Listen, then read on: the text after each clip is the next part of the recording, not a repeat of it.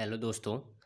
आज के ब्लॉग में अगर मैं आपसे कहूँ कि मैं आपको भारत में ऐसी जगहों के बारे में बताऊँ, ऐसी जगह मौजूद हैं जहाँ आज भी 30 से 40 हज़ार साल पुराने इंसानों की बनाई हुई पेंटिंग देखी जा सकती है।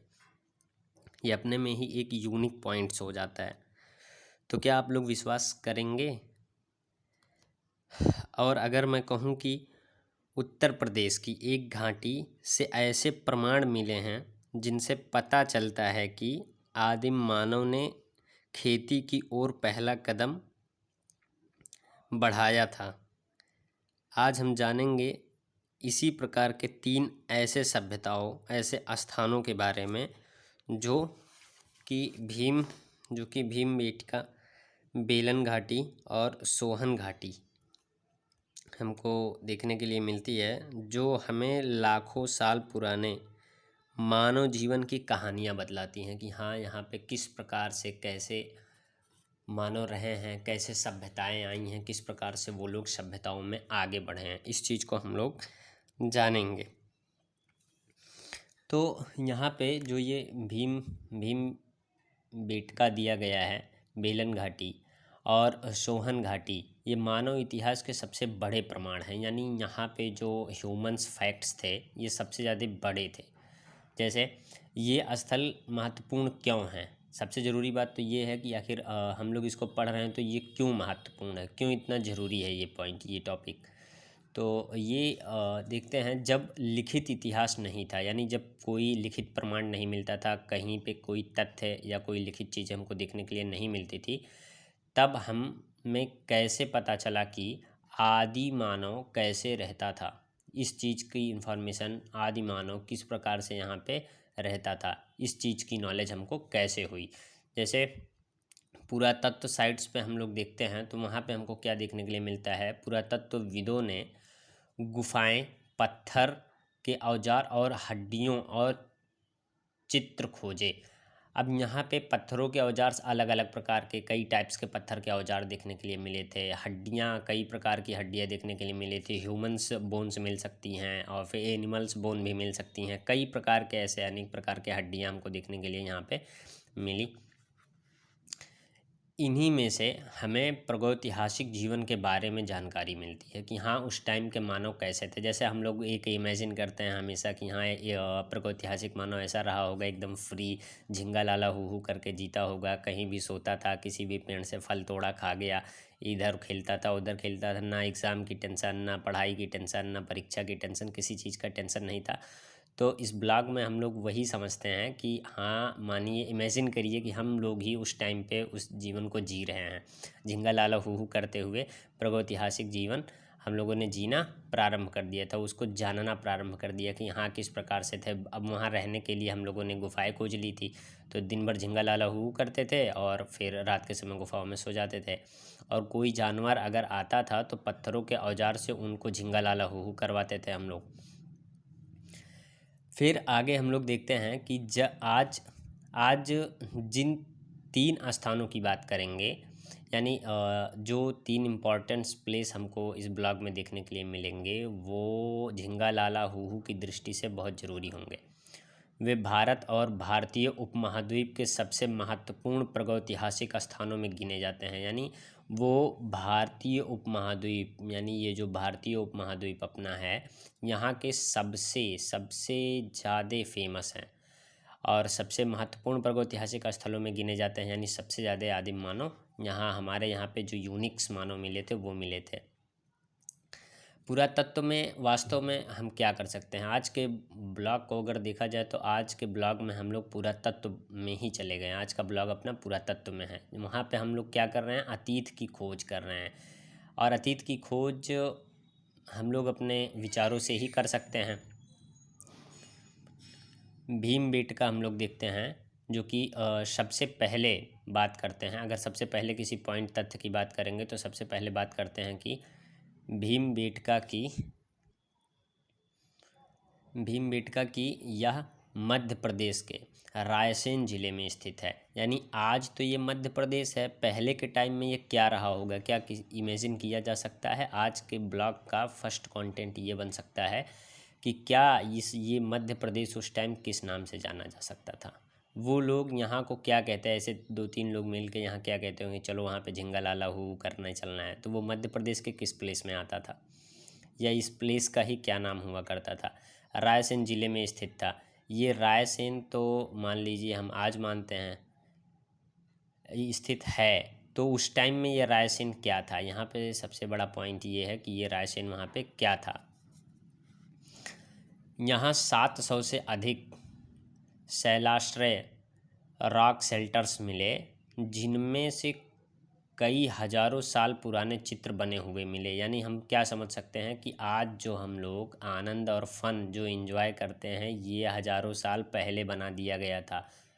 हजारों साल पहले से ही लोग इसका एंजॉय करते थे। लेकिन सबसे इम्पॉर्टेंट पॉइंट इसमें ये है कि वो लोग सिर्फ खाते पीते और आनंद करते थे। हमारे यहाँ ढेर सारे सिस्टम्स जोड़ दिए गए, पढ़ो, एग्ज़ाम दो, ये वो, और फिर एक्स्ट्रा बहुत सारे चीज़। लेकिन असली ज़िंदगी इन लोगों ने खुद जिया, झिंगा लाला हू करते हुए निकल गए। इन चित्रों में शिकार, सबसे पहले शिकार, यानी खुद तो इधर उधर फन करते ही थे, जो दिख जाता था शिकार उसको भी फन कराते थे। नृत्य करते थे, भाई डांस तो सबका फेमस होता है, तो ये लोग ऑलरेडी डांस में ही मगन रहते थे, चाहे कुछ करे चाहे ना करे, लेकिन नृत्य इम्पॉर्टेंट था। जानवर और दैनिक जीवन या दैनिक जीवन रहने की कोशिश नहीं करते थे। यानी दैनिक जीवन, देखिए भाई यहाँ पे क्या था, इन लोगों ने हम लोगों के साथ धोखा किया था। दैनिक जीवन जीवित जीने में या जीवित रहने की कोशिश नहीं किया करते थे, बल्कि काल भी जानते थे। तो अच्छा, काल भी जानते थे ये लोग। अच्छा, काल के बारे में भी जानते, हाँ ये समय है, आगे चल के किस टाइम्स में ये चेंज होगा, इस प्रकार से जानते थे।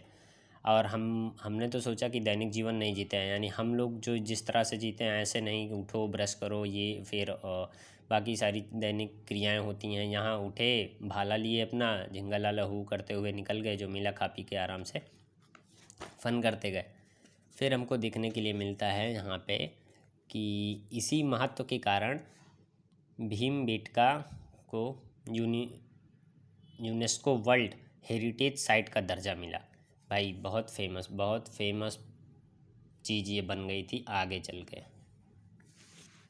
फिर हम लोगों ने देखा कि गुफा की दीवारों पर बने चित्र, भाई दिन भर तो इधर उधर उधम कूद मचाए रहते थे, तो जब सब तरह से उधम कूद हो जाया करती थी, तो लास्ट में सोने के लिए आते होंगे, तो भाई मन किया कि चलो दीवार पे कुछ बनाते होंगे, तो इन लोगों ने बना दिया।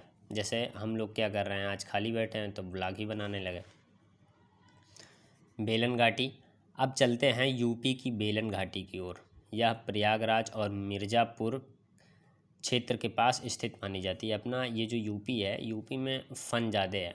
अपना यूपी फ़न के लिए अच्छा है, फ़न और प्लस स्टडी के लिए तो सबसे ज़्यादा है। किसी भी एग्ज़ाम का कंपटीशन यहाँ पे 100% ज़्यादा रहता है, हर जगह से सबसे ज़्यादा रहता है। तो बेलन घाटी की ओर चलते हैं। भाई यूपी में जो बेलन घाटी से होगा वो इस चीज़ को ध्यान देगा। यह प्रयागराज और मिर्ज़ापुर क्षेत्र के पास स्थित मानी जाती है। भाई मिर्ज़ापुर तो मुन्ना भैया, यानी उस टाइम के जो मुन्ना भैया रहे होंगे वो काफ़ी सॉलिड रहे होंगे, झिंगा लाला हू हू करते हुए, उनका साम्राज्य काफ़ी बड़ा रहा होगा। और प्रयागराज तो भाई अपने में है ही। यहाँ से पूरा पाषाण, मध्य पाषाण और नव पाषाण तीनों कालों के प्रमाण मिलते हैं। भाई सोच सकते हो हर जगह पे एक एक मिलती हैं, यहाँ पे अकेले के ही तीनों काल को लेके ये बैठा हुआ है। यानी इधर उधर तो आप भटक सकते हैं, जो चीज़ें खोजना है आप इधर उधर से खोज लीजिए, लेकिन यहाँ पे आपको सब मिल जानी है, सब एक साथ में मिल जानी है। यह घाटी हमें मानव विकास की लंबी यात्रा दिखाती है। मानव की लंबी यात्रा, भाई वो जितने चल के नहीं उसने यात्रा किया, इसमें ये बताया, मेरे कहने का मतलब है कि उसने जी के ये यात्राएं पूरी की। हम लोग तो चल ही के पूरा कर देते हैं। यहाँ चावल की प्रारंभिक खेती के प्रमाण भी मिले।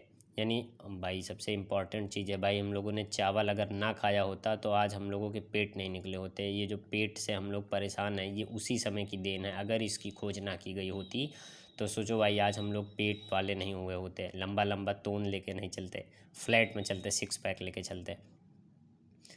तो इसलिए कृषि के इतिहास में भी इसका विशेष महत्व है। भाई कृषि के इतिहास में तो अपना यूपी पीछे रहे तो ऐसा कैसे हो सकता है, हर जगह यूपी आगे है, तो ऑल इन वन यूपी। फिर इसके बाद हम लोग देखते हैं कि जो अपनी सोहन घाटी थी ये कैसे, क्या था इसके अंदर, सोहन घाटी में क्या था।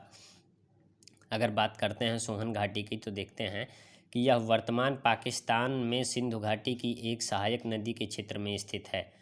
तो ये जो है इस पाकिस्तान, तो ये सिंधु नदी के एक सहायक नदी के क्षेत्र में था, शायद उसको हकरा नदी बोलते थे। इसको हम लोग सिंधु नदी के क्षेत्र में ही देखते हैं कि वहाँ पे सबसे ज़्यादा इसके फैक्ट्स पाए गए थे। यहाँ से बड़े पत्थर के औजार मिले भाई, यहाँ पे सबसे ज़्यादा इम्पोर्टेंट चीज़ क्या था, बड़े पत्थर के औजार मिले, यानी बड़े बड़े पत्थरों के औजार बनाए जाते थे, भारी भारी पत्थरों के औजार बनाए जाते थे जिसका उपयोग किया जाता था। यह घाटी प्रागैतिहासिक मानव के शुरुआती जीवन और औजारों के अध्ययन के लिए बहुत महत्वपूर्ण मानी जाती है। यानी यहाँ पे सबसे ज़्यादा क्या था कि यहाँ औजारों के लिए महत्वपूर्ण मानी जाती थी। आज बस यहाँ पे एक चीज़ की कमी थी, यहाँ पे बंदूक नहीं थी, वरना काफ़ी प्रोग्रेस कर गए होते ये लोग, एक तरफ से पूरी सभ्यता ही ख़त्म कर डाले होते। लेकिन फिर भी धीरे धीरे इन लोगों ने स्टार्ट किया था। उस टाइम की गन इनकी यही थी, पत्थर के औजार बनाया करते थे, उससे ही शिकार किया करते थे। वैसे आज अगर ये लोग जान जाएं कि हम लोग इनके बारे में पढ़ते हैं, वो भी मोबाइल से पढ़ते हैं, बस सम टाइम कुछ टाइम्स निकाल के इनको जानने की कोशिश करते हैं, तो ये उसी टाइम सर्वनाश कर देते उस सभ्यता के ही, ताकि कोई जान ही ना पाए कि हाँ वो कैसे रहते थे, किस टाइप से क्या करते थे। क्योंकि लोग खुद से जुड़ के इसमें जानना ही नहीं चाहते कि क्या कैसे है। तो आई मिस यू सोहन घाटी, बट आप लोग वापस नहीं आ सकते हम लोगों को सज़ा देने के लिए। आज का ब्लॉग हमारा यहीं तक था, मिलते हैं अगली वीडियो में। अगर वीडियो पसंद आई तो इसको लाइक करें, कमेंट करें और स्टडी ब्लॉग को सब्सक्राइब भी करें। अगले ब्लॉग में जानेंगे कि आदिमानव ने आग की खोज कैसे की।